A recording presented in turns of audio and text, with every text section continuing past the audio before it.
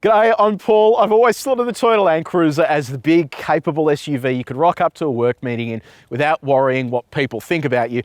This, on the other hand, is more the fancy version of the LandCruiser, and it's the one that you want to be driving if you do want people to know that you've actually spent some money on your big, capable SUV. It is the Lexus LX, and it is virtually a Toyota LandCruiser under the skin, but it has a stack of features thrown at it. This one here in particular, though, is the LX600 Ultra Luxury, and I'll explain why it's ultra luxury later on. This is priced at over $200,000 plus on-road costs. This competes with things like the Range Rover, the Toyota LandCruiser, and things like the Mercedes-Benz GLS. Today we're going to do a detailed review of this car, plus a little bit of light off-roading. So if you do want to skip ahead to other parts of this review, you can use the time codes on the screen, or if you're on YouTube, you can scroll down and use the chapters below. And if you haven't done so already, subscribe to our channel and press the bell icon so you can find out every single time we review a big old beast like this. Let's talk about design. So you've got 6 external colors to pick from, and the best part is they are all free of charge, which is very cool. Have a look at this grille. It is enormous. So yeah, there is a whole lot of grille there. And look, to be honest, I think it actually suits this. It kind of gives it a bit of character.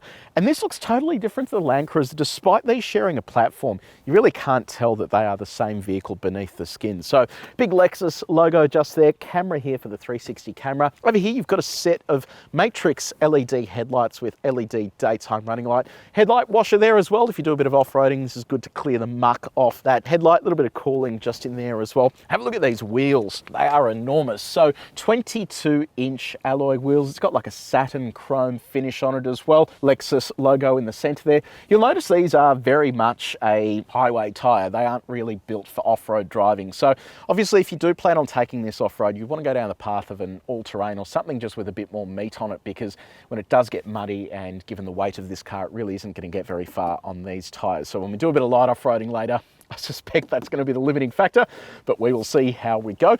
Under there, you've got height adjustable suspension, adaptive damping as well on this particular spec. And depending on which variant of the LX you go for, you can actually get a Torsen rear diff as well. So there is kind of a sporty focus to some of these variants too. Down the side here, you've got a camera built into that wing mirror, a little bit of a chrome varnish there with the indicator built into there. Really not a fan of this. Plastic side steps on your $200,000 Lexus SUV. I think that looks pretty cheap and very unimpressive. So it would be nice to see them have a little look at that when this finally does get facelift. A little bit more chrome there on that grab handle. Love this as well. So you've got privacy glass here too, but it is super thick. When you tap on that, it actually feels like it has a couple of layers to it. So that is pretty impressive there in terms of how that looks and feels. And more of that chrome as you come around the sides here too. Roof rails up the top and then whip around to the back. Look at the size of this. It is absolutely enormous. So you've got an LED strip that runs all the way along the back there. LED tail lights as well. LX600 badging and then individual letters here for Lexus as well. It's quite an imposing rear end. Camera hidden into here for your rear vision mirror, shark fin aerial up the top there, and then a brake light and spoiler built into this rear tailgate assembly. So let me know what you reckon about the design. Do you think this looks better than the LandCruiser, or do you think that the LandCruiser looks better than this? And do you think they've done enough to differentiate this from the LandCruiser in terms of the appearance too? Let me know down there. So welcome to the interior of the Lexus LX. We'll start off with the key. You've got lock, unlock, boot, panic, then on the back another Lexus badge as well. So this just stays in your pocket. You have proximity entry for the door. Then once you're inside, you have a start stop button up the top here. This actually has a fingerprint reader in it as well, and that's able to recall your settings. Now, we actually did a massively detailed sort of walkthrough of this car previously, and if you do want to watch that, you can click up here. Today I'm just going to breeze through most of this, but if you do want more detail, check that video out. Now, just on the design front, being the ultra luxury, they really have thrown the book at this in terms of the fit and finish and just the way that it looks and is presented to the driver. So this one here has a two-tone setup. You've got brown and black, and then it's kind of leather topped up the top there. Wood grain along these center sections and wood grain along the doors as well. Really is quite a serene and a nice place to be seated. I'm a big fan of that. Big infotainment system up the top there, a secondary screen here, and then a screen ahead of the driver as well. So you really do have everything at your fingertips here ahead of you. I'll get to all that stuff in a second. What about your touch points? It's nice and soft. Soft on the door as well. How soft are they? Well, we've got our gyrometer. We've tested the main surfaces in this cabin. If you want to see how this car compares to others that we've tested before, have a look at the link in the description below. Build quality. What is that like? That all feels nice and sturdy. And our door slam sounds good as well. Plus it has suck-in doors as well. Now let's talk about infotainment. So up the top here, big 12.3-inch infotainment system. I've played with this before in the Lexus NX and I was really impressed with it. Just a big step forward from the Toyota infotainment system, which you find in the LandCruiser. So super high resolution screen, inbuilt satellite navigation. You have AM, FM, DAB, digital radio. The other cool thing as well is this comes with a 25 speaker Mark Levinson reference sound system. It is unreal. It is such a good sound system and really cool to see that that is standard. There are kind of no options on this worth mentioning, so that's a pretty good call out. Now, smartphone connectivity, it comes with Apple CarPlay and Android Auto. We literally just got a software update when filming this morning that brought along wireless Apple CarPlay, so it is currently connected, so full screen integration, nice and fast as well. And this is what Android Auto looks like. So full screen integration, but you'll notice here when you go back to that main menu, the left-hand side is maps. And it's also wired as well, not wireless, but it's pretty fast and snappy, no dramas there. So really impressed with that infotainment system and the fact that you can do over-the-air updates. Now, just below that, you have a 7-inch display. This is where you'll see your off-road controls and then some of your climate settings as well. I'll have a little play with the off-road controls when we go for a drive, but I do like that that's all self-contained down the bottom there. Then ahead of the driver, you have another small LCD display. This is kind of similar to the new Ford Ranger, that it's just, why not go with a full display instead of just having analog stuff on the side and then digital in the center? I think it would have been cool to have the whole thing as a digital display instead, but I guess it is what it is. Let's talk about safety tech. So you have autonomous emergency braking with pedestrian and cyclist detection. You've got a digital rear view mirror, just in case you want some added visibility out the back there. You've also got blind spot monitoring built into the wing mirror. You have a lane departure warning, radar cruise control, rear cross traffic alert on the parking front. You have front and rear parking sensors and a 360 camera. I'll show you what it looks like. I'm going to switch the car on quickly. So you've got two different options. You've got a button here that says view, and what that does is it actually brings up a top-down view that circles around the car there, kind of just lets you see what's around there before you actually set off in reverse. And then when you do put it in reverse, that's where you see your 360 camera. Look, the quality's okay, but it's not amazing. You can see there that you can kind of make out what's on the suitcase, but it's kind of distorted around the top edges. 360 camera isn't too bad. Yeah, look, it's okay. It's just, I think it could be slightly better given the quality of cameras on the market today. Now, moving on to practicality, we'll start off with your connectivity. Down here, you've got a USB-C port, a USB-A port. There's a 12-volt outlet over here as well. There is no wireless charging up the front here though, which is really bizarre. So you do have it in the second row, but there is no opportunity to wirelessly charge your phone here. So a little bit disappointing there. In terms of storing your phone, you can whack it here in the cup holders, or alternatively in the spot that would have been perfect for a wireless phone charger. On storage of other items, coffee cup. Fits in beautifully there, no issues at all with size. Bottle, same story, fits in without any dramas with big teeth there as well. Fits inside the door. We'll try our big bottle as well. Big bottle kind of fits inside the door. Could be a little bit better there. And then in terms of your other storage, you've got a little slot down here for coins and other bits and pieces. This bit's interesting. So it opens two ways. You can go this way, or you can go this way, or if you're in the back row, you can go that way as well. But once you are inside, you actually have a refrigerator there with a little coin tray as well. And then over here, you also have a glove box, although it is pretty compromised on space. Finally, up the top here, you do have a sunglasses holder. Now, comfort, you have dual zone automatic climate control up the front here, heated and cooled seats. You have a heated steering wheel. It's got two settings as well. I have noticed previously heated steering wheels can sometimes get a little bit too hot, so it's good to see there are two settings there. The seats are super comfy as well. They hug you in really nicely. And I love this design. They're quite sort of intricate in terms of how this all looks with Lexus logo up the top there. Lots of adjustments too. So you can go forwards, backwards. Backrest can go forwards, backwards. You can lift the front. You can lift the back, you can extend the base at the front here as well. You've got 3 levels of memory, but I do love as well that I can adjust the passenger seat from my side as well. So if I do want them to move for whatever reason, I can do that from here too, which I think is pretty impressive. Steering offers both tilt and electric reach adjustment. And then on our reach test, all of this stuff's easy to reach, but you do have to lean forward to catch the edges of this screen here. So second row of the LX, the Ultra Luxury means this: you've got 2 seats here instead of a third. You can't even fold this stuff away. It is always just going to be a 4-seater. In terms of room, there isn't actually as much room as I thought there'd be back here if you do have someone in the front there. And I'll show you how that changes in a second, but you know, knee room's reasonable, toe room's not too bad. Headroom is pretty good as well. Storage, let's talk about that first. So you've got storage down the front here behind these panels. That's where you'll find 2 USB-C ports to HDMI port, and then storage for odds and ends. All piano black as well, don't love that. Bottle storage is up the top here, so bottle fits into there without any dramas. There's teeth as well. Then you have additional storage here in this little slot. Again, it opens from both sides as well. In there, you're going to find headphone jack, 2 USB-C ports, and a 12-volt outlet.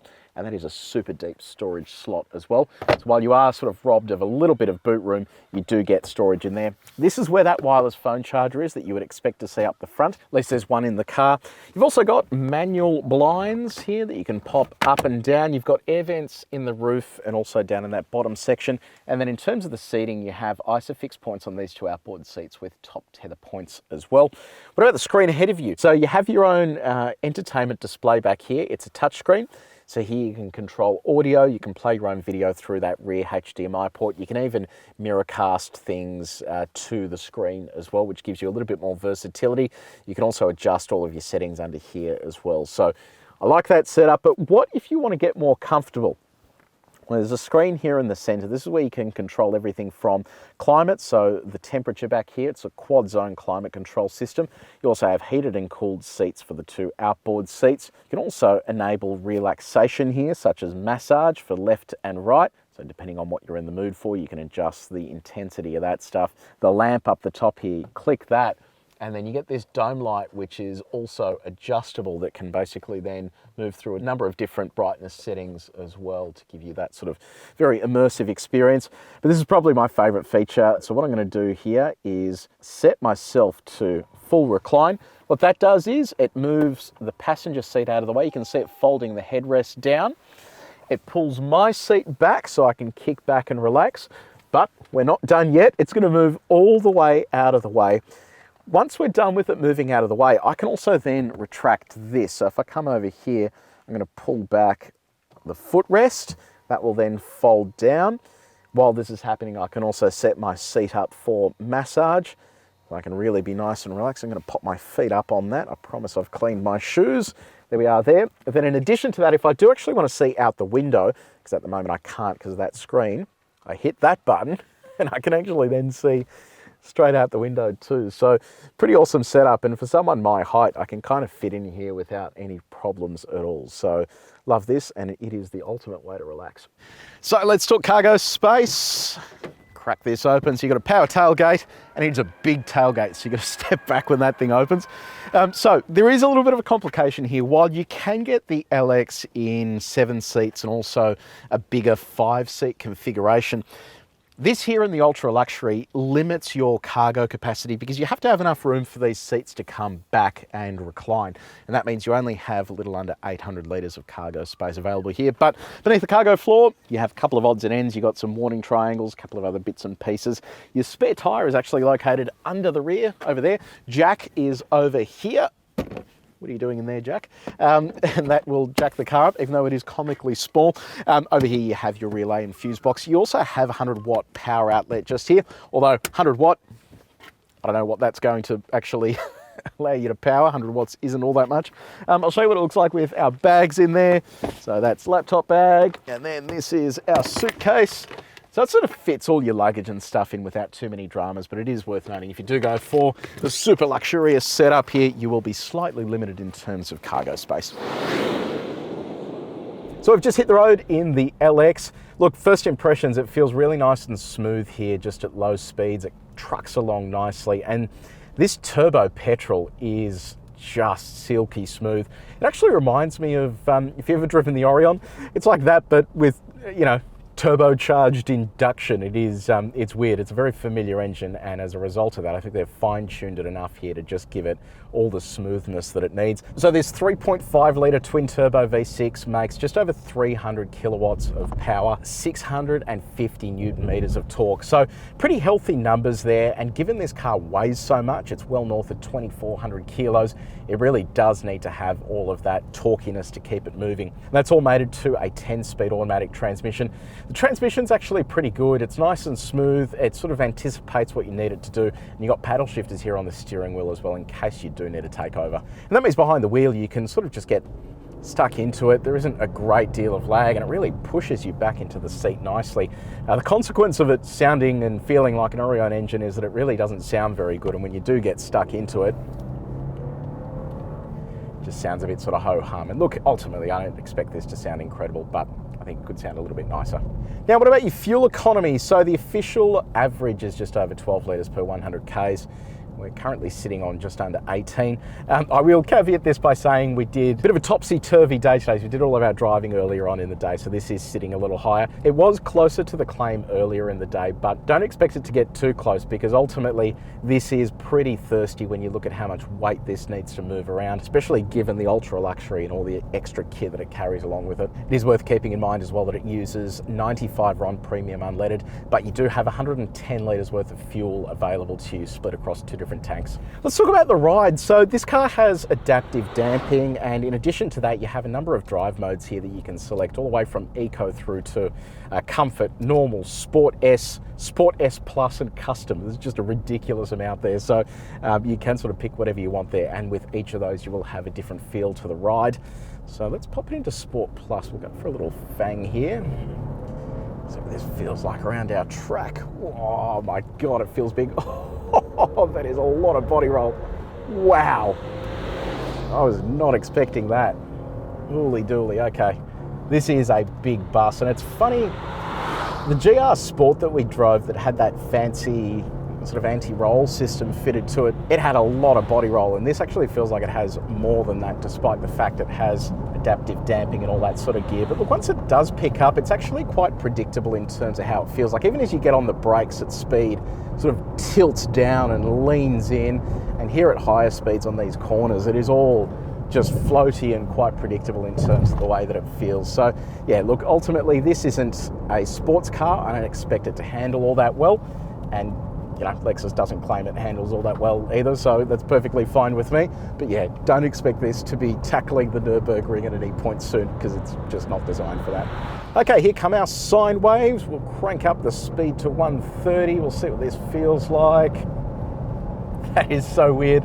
I was expecting this to be absolutely all over the place, but that is dead smooth there over the sine waves. So yeah, good job, Lexus. Okay, let's talk 0 to 100. Let's see how this goes.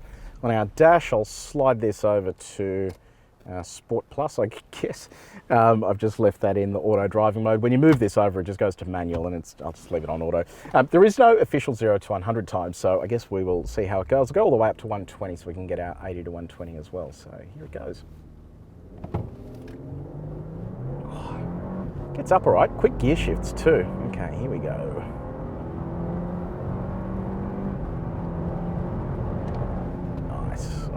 Come to a stop. 0 to 100 in 6.6 seconds. I was not expecting that. It's quicker than my Tesla Model Y. And then 80 to 120 in 4.3 seconds. So even your 80 to 120 is pretty good, and that's where you're going to be encountering things like overtaking on a freeway. And if you are towing and stuff like that, it is important to have a pretty meaty 80 to 120 time. So yeah, not a bad job there, Lexus LX, for such a big hearse. Now our reverse acceleration test. Being a Lexus, I suspect this will be pretty conservative and will speed limit us, but you never know. So slide that into reverse, mash the throttle, and we'll see what happens. Here we go.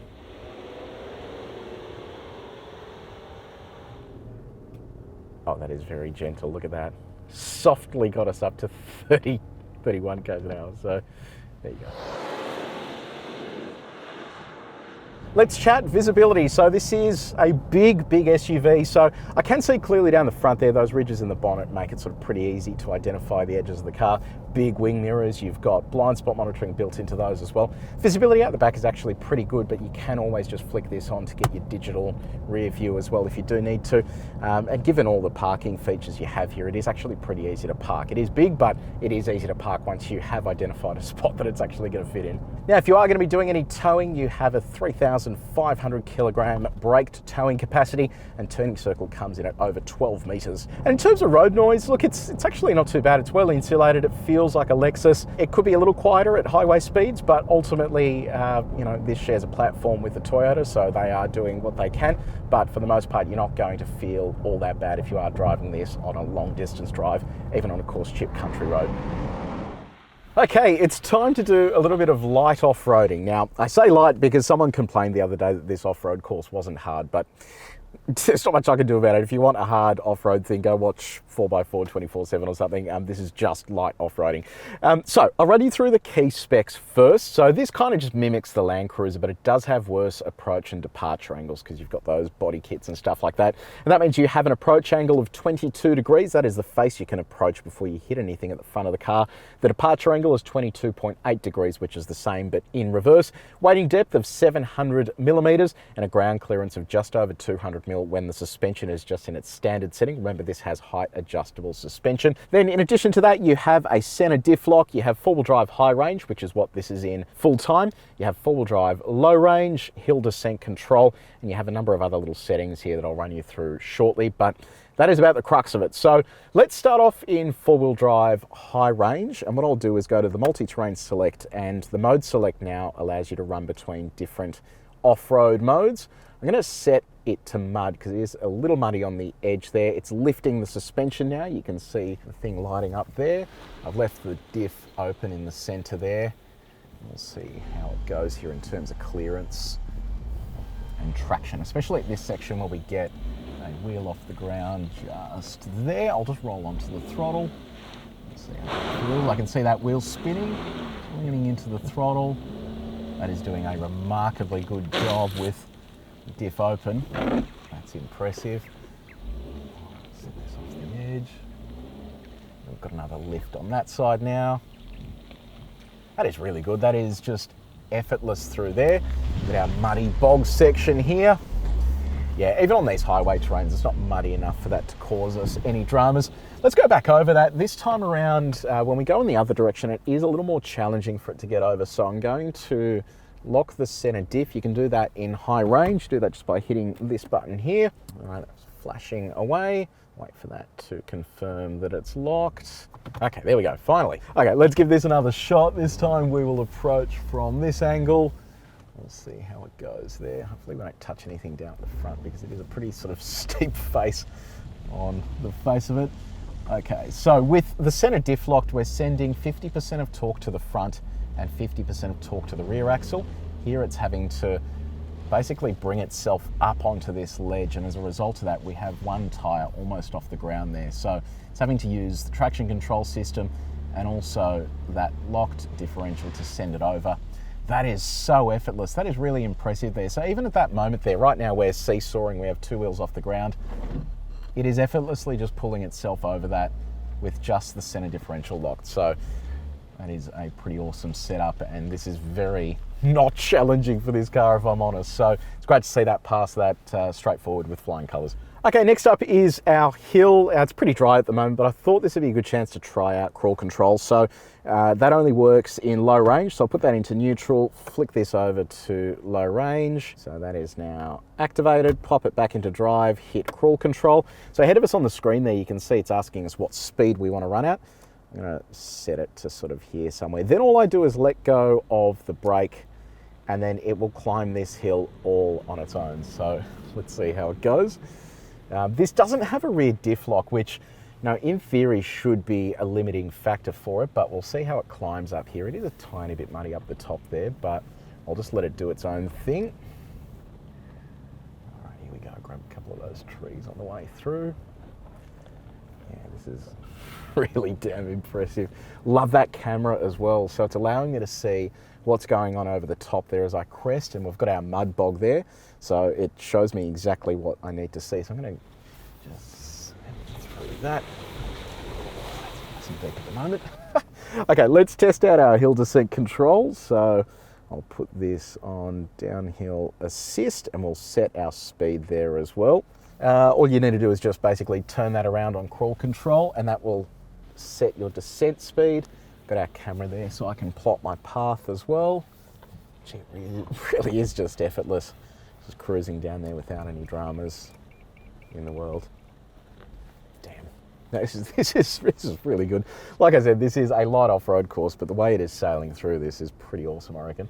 Okay, rocks. I'm going to leave this in low range, but I'll move this multi-terrain thing over to rock mode. We'll see what it feels like through here. So we're in pretty much the highest suspension setting too. So again, remembering we're on highway terrain tyres. It actually feels nice. So I've said this before in other videos, but yeah, I tend to ride the brake and the throttle at the same time just to manage my momentum over this stuff. And yeah, it is doing a remarkably good job. It's really nice and comfortable inside the car. And so far we haven't hit anything with that pretty generous ground clearance too. So there really isn't much this thing can't do. Okay, time for our water crossing. Let's drop it into here. It's about 650 deep at the moment, so should be right where it needs to be for the car. The parking sensors are quite annoying in this, because it keeps sort of beeping. There doesn't seem to be an easy way to switch it off, so you just got to hit OK on it. That feels good. I can hear water lapping through there, but it's coming through here nicely, especially in low range. It really just cruises through this without any problems. Let's see what the... Oh yeah, that's not too bad. Crest this as well. Fantastic. Very impressive there. So, Lexus LX, you can drive it on-road and you well and truly can drive it off-road as well. I would love to see this being driven extreme off-road because, yeah, I'm just wondering where the limits are on this thing. Pretty damn impressed with it on this light off-road course. So the Lexus LX, is it more than just a LandCruiser with a price tag? Yeah, look, I actually think it is. There are plenty of material differences between this and the LandCruiser as we see it in Australia. For example, we only get diesel in Australia for LandCruiser. This is available in a petrol. And the petrol is such a nice engine, but you would probably still go for the diesel anyway. The diesel is just quite refined and it doesn't use anywhere near as much fuel as this does. If that doesn't bother you too much though, interior is nicely appointed. Love that infotainment system. It is light years ahead of the LandCruiser setup. And if you are into your ultra luxury, that is pretty much the way to go. But I reckon I'd be going a little further down the range. The ultra luxury stuff is only good if you run a limo company or something like that. Performed really well off-road, better than I thought it would, and everything is very user-friendly and idiot-proof. Especially if you don't know what you're doing, you just press a few buttons and away it goes. So yeah, really impressed with this. So 200 grand, probably a little bit too much money. Dynamically, it's very, very not good, and you would go for something like the Range Rover if you wanted something dynamic. If dynamics don't really bother you too much though, it rides beautifully in and around the city. It's capable off-road, 3,500 kilo towing capacity. Really is quite the all-rounder there with a luxury appearance as well. So let me know what you reckon down there. Did you have a LandCruiser on order and did you switch it to this? Keen to see where everyone has gone with their buying choices. Let me know what you think about the Lexus LX down in the comment section. If you did enjoy this video, please make sure you like it and you share it with your mates. And if you haven't done so already, subscribe to our channel and press the bell icon. But until next time, take it easy.